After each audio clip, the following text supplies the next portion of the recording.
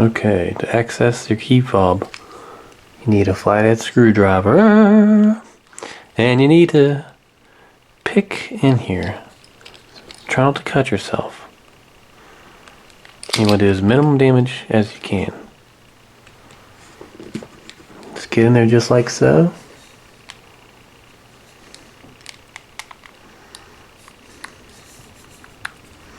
There we go.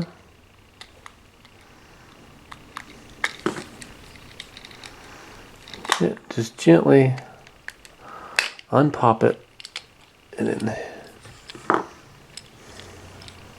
these buttons are what presses lock, unlock, and then the alarm right here, right there, and there.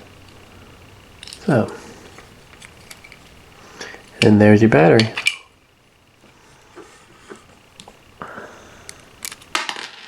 There you go.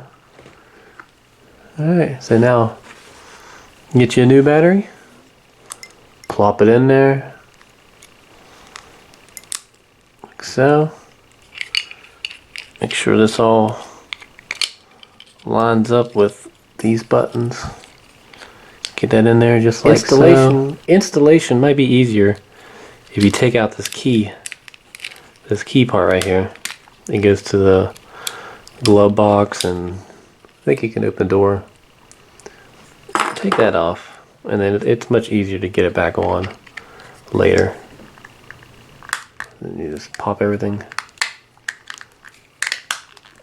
back in place. There we go.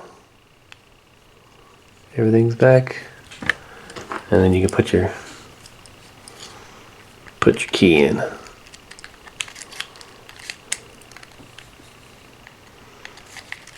There you go. That's how you remove and install the battery in your key fob. Have a great day.